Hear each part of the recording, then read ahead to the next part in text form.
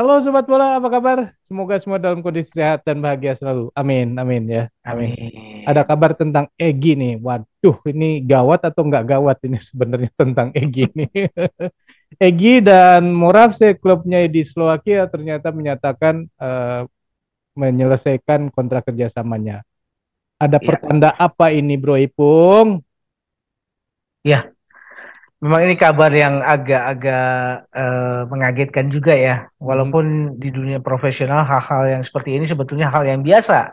mhm, Tapi mengingat kita punya ekspektasi yang begitu besar terhadap Egy maupun pemain pemain abroad kita lainnya, jadi mhm, berita ini cukup agak meresahkan nih sebetulnya. Walaupun mhm, kalau kita lihat kilas balik dari karir Egy di Eropa itu dimulai dari Legia Gdańsk di Polandia, kemudian Senica dan terakhir di Moravce, terhitung sudah 4 tahun ya Egy melanglang buana ke Eropa. mhm, Dan terlihat bahwa ada progres-progres yang bisa didapatkan, terutama pada saat Egy berlaga di Liga Slovakia bermain di Senica. iya, Itu adalah iya. mungkin puncak karir Egy yang di mana dia bisa mengeluarkan skillnya, kemudian dia juga merasa dihargai oleh klubnya dengan diberikan jam bermain yang cukup banyak. Sayangnya Senikanya yang bermasalah gitu loh bro. Oke. Kemudian iya, kemudian Egy kan pindah ke Moravce ya, Zlati Moravce di liga yang sama di Slovakia. Itu juga Moravce tertarik dengan Egy karena melihat performa Egy di Senica sebetulnya. Mhm, Nah, tentu baik Moravce maupun Egy ini kan sebetulnya dua pihak yang punya masing-masing punya ekspektasi ya. mhm, Tentu ekspektasi dari Moravce adalah bagaimana Egy dengan kemampuannya bisa berkontribusi buat Moravce. Dan mhm. Dan Egy pun juga mengharap punya ekspektasi bahwa Moravce bisa berkontribusi terhadap perkembangan karirnya dengan memberikan jam bermain yang lebih banyak atau waktu Mhm, bermain yang lebih banyak. mhm. Ternyata ini tidak sinkron, bro. Gitu loh. Antara keinginan dan realita itu tidak berjalan dengan baik. Iya. Karena Egy itu sendiri agak kesulitan untuk bisa beradaptasi dengan gaya permainan yang diusung oleh Moravce. Mhm, Terhitung dia kan dari beberapa laga hanya, kalau nggak salah hanya 9 laga itu pun tidak full dia dimainkan. mhm, Dan dari 9 laga itu dia hanya menciptakan satu buah assist gitu loh bro. mhm. Dan lebih banyak dia bermain dari bangku cadangan atau bahkan dia tidak bermain sama sekali. Ya. Sehingga pada akhirnya ya mereka berdua ngambil keputusan nih. Mhm, Walaupun Egy kontraknya baru berakhir di bulan Mei nanti 2023, tapi mereka sudah mengambil keputusan untuk menyelesaikan kerjasama gitu loh. ya. Tentu Nah, kita tetap mengapresiasi bahwa Egy bisa menjadi katakanlah pionir ya bagi perkembangan anak-anak muda khususnya di bidang sepak bola gitu loh. ya, ya. Nah, ini kira-kira kalau Mm-mm. setelah selesai ini bagusnya kemana dan atau memang sudah ada rencana mau pindah kemana? Apakah masih di Slovakia atau pindah ke tempat lain? Karena kalau kita lihat dibandingkan dengan Witan Mm, kan lain ya. Witan malah kelihatannya lebih mm. moncer dia sekarang. Betul.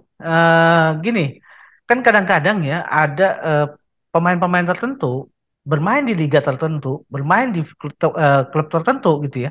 Itu walaupun dia pemain hebat, belum tentu bisa bisa nyetel gitu loh. Hmm, Sebagai contoh, di awal karir Dennis Bergkamp mhm, dari Ajax, dia kemudian pindah ke Inter Milan. mhm, Di Inter Milan dia tidak bisa ngapa-ngapain gitu loh. mhm, Dia karirnya boleh dibilang jelek lah di Inter Milan. Tapi begitu dia pindah ke Arsenal, dia mhm, jadi begitu bagus, menjelma menjelma menjadi pemain yang hebat. Begitu mhm, juga dengan Thierry Henry.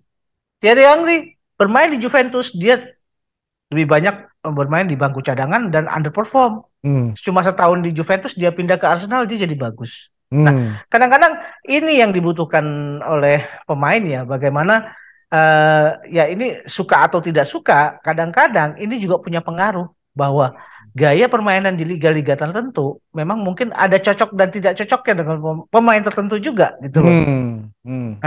Jadi kita harapkan kalau kita lihat kan memang tipikal permainan dari Liga Slovakia itu lebih banyak mengandalkan ini ya, tubuh ya, Hmm. postur tubuh, kemudian fisik lah pokoknya, pokoknya ya, Hmm. lebih ke fisikal.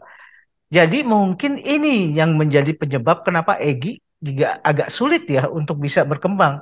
Karena kita lihat Egy dengan tubuhnya yang mungil gitu loh. Hmm. Tentu kalau berhadapan one on one dengan pemain-pemain lawan, pemain lawan cukup mengandalkan bodinya mungkin udah ketutup gitu loh. Walaupun Nggak, kita tahu sebenarnya Egy punya pergerakan yang sangat bagus gitu, bro.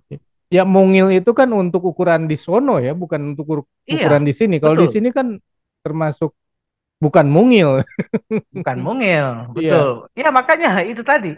iya. Kalaupun kita melihat mungkin bagaimana kita meneropong, coba meneropong, kira-kira liga mana yang mungkin cocok dengan Egy. Saya Hmm. sih masih melihat bahwa Egy masih punya harapan, masih punya potensi untuk bermain di liga luar. Hmm. Mungkin bukan lagi di Liga Eropa. Hmm. Kalaupun di Liga Eropa mungkin liga yang sepertinya bisa dimasuki Egy dengan gaya permainannya itu ada di Liga Spanyol misalkan Ya, ya. betul. Ya. Kemudian dia juga bisa mulai membidik itu liga-liga di Asia Timur. Hmm. Bisa ke Jepang atau ke Korea gitu loh. Hmm. Atau Hmm. bisa jadi juga ke Liga Cina juga nggak masalah gitu loh bro. Hmm.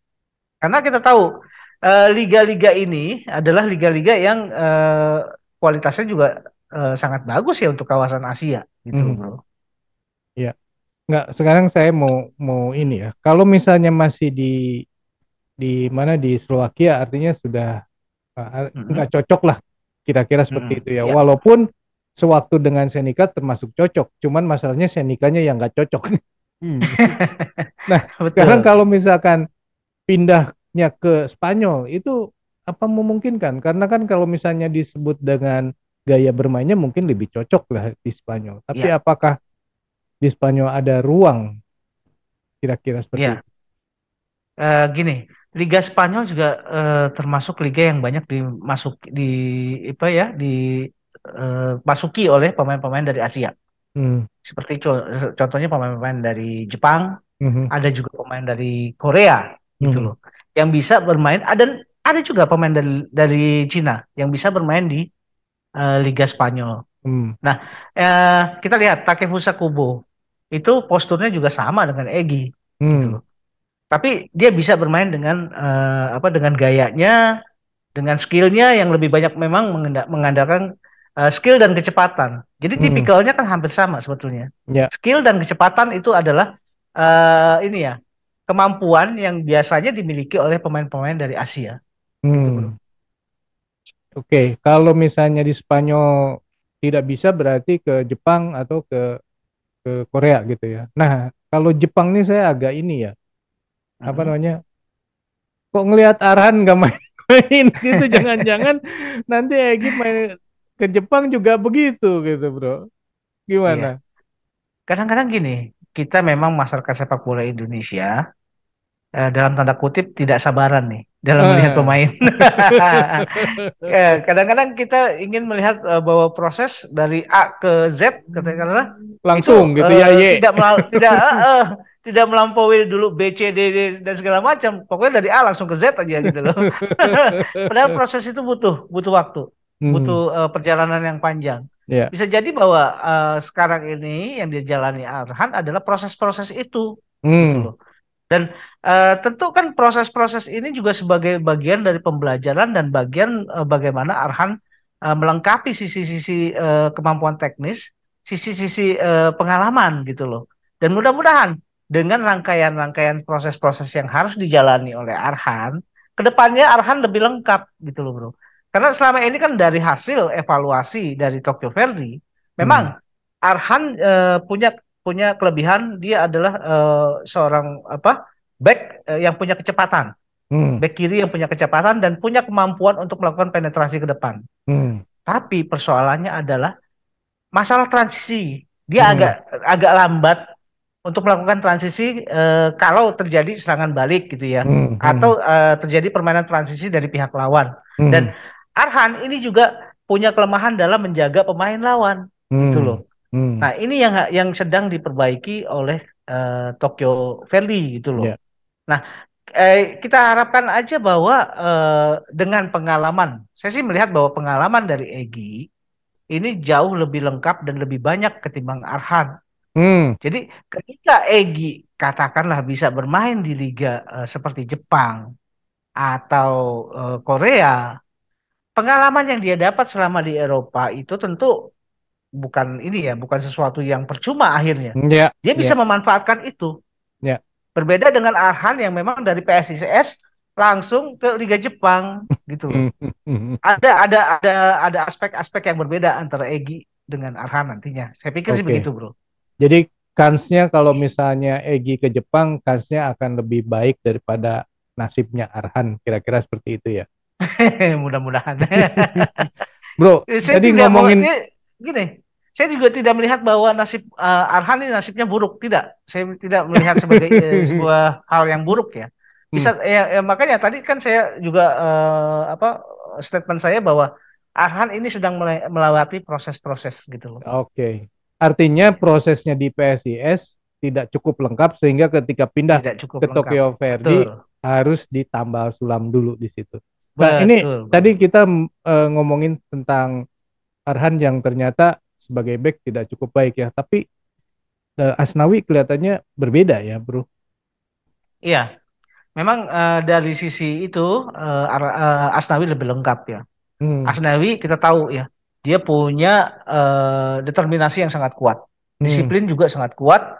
Makanya dia ketika bermain bertahan pun dia juga pemain yang sangat ini ya, sangat ngotot. hmm, Dan ketika dia punya kesempatan untuk melakukan penetrasi ke depan, dia bisa memanfaatkan itu. hmm, Nah, mudah-mudahan perkembangan dari Arhan nanti ya, itu juga bisa seperti Asnawi di Korea gitu ya. hmm, Eh, Ketika Asnawi mendapatkan kepercayaan dari pelatih, hmm. dia bisa memanfaatkan kesempatan itu. Nah, Ya, mudah-mudahan ke depan Arhan mendapatkan kesempatan yang sama seperti Asnawi dan dia langsung bisa apa memperlihatkan potensinya gitu loh, Bro. oke. Balik lagi ke Egi. Ya, Artinya Egi lebih cocok di Spanyol, di Jepang atau di Korea Selatan. Atau tadi ya. sempat disinggung juga Cina. Tapi kalau ke Malaysia seperti apa, Bro? Gini, saya bukan memandang rendah ya. Liga Malaysia toh sama aja dengan Liga Indonesia, bahkan mungkin dari segi pengorganisasian mereka lebih baik gitu loh, Hmm, Bro. ya, Cuma kalaupun masih punya kesempatan untuk bisa bermain di liga yang lebih kompetitif, hmm, makanya lebih baik ya lakukan seperti yang dilakukan Asnawi, hmm, sedang berinvestasi gitu loh. ya, ya, Jadi Egy juga harus berani untuk mempunyai sikap untuk mindsetnya adalah dia sedang berinvestasi gitu loh, Bro. ya, ya, ya. Oke, Sobat Bola, itulah obrolan kita mengenai Egi ya. Menurut Sobat sendiri, Egi pantasnya kemana nih setelah dinyatakan kerjasamanya dengan Morate berakhir? Apakah ke Liga Spanyol, ke Liga Jepang, atau ke Liga Korea Selatan? Silakan tulis di kolom komentar. Atau ada liga yang lain juga silakan tulis di kolom komentar. Sekian dulu obrolan kita kali ini. Kita lanjut di video yang akan datang. Sampai jumpa. Bye. Thank you, Bro.